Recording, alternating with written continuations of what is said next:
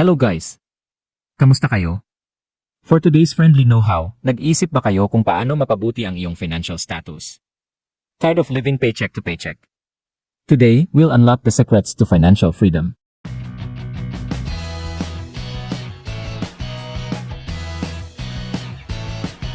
Alam mo ba na pwede kang magsimulang mag-invest kahit tight ang budget mo?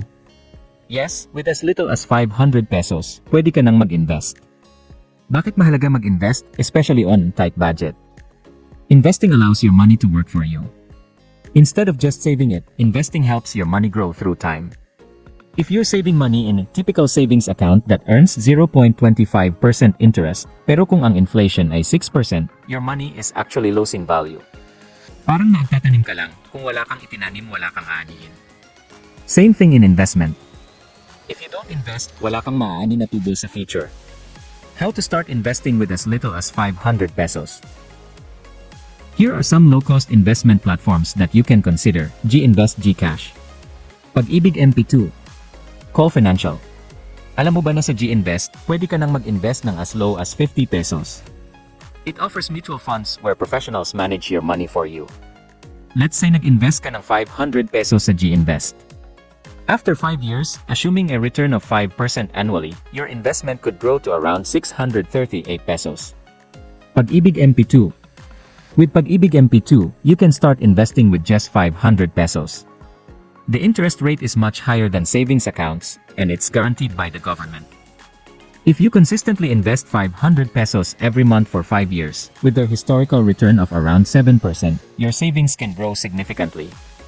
I'll include the link for the step-by-step guide on how to open an MP2 account this 2024 on the description below. Call Financial.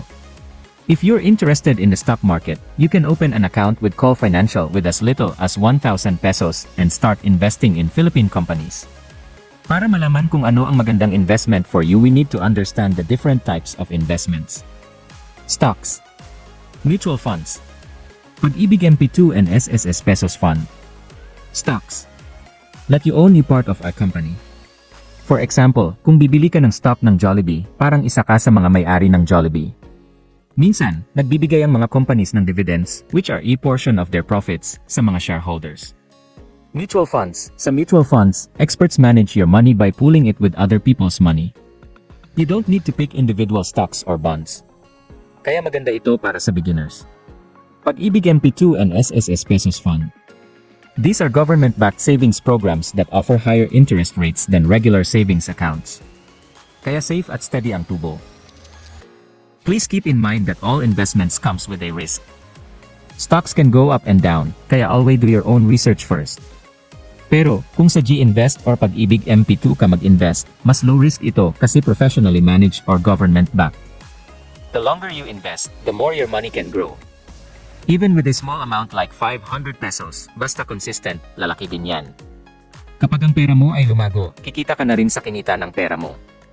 This is called compounding. Akala ng iba, kailangan nilang maghintay ng malaking pera bago mag-invest. Pero the earlier you start, the better. Even small amounts like 500 pesos can grow significantly over time. So now, you know that even with just 500 pesos, pwede ka nang mag-invest. Platforms like G-Invest, Pag-ibig MP2, and Call Financial make it super easy to start. Investing isn't about being rich, it's about being smart with your money. Start your investment journey today. Kung natutunan mo ang basics ng investing, hit like and subscribe for more tips. Leave a comment below kung paano ka magsisimula or kung anong platform ang gusto mong subukan.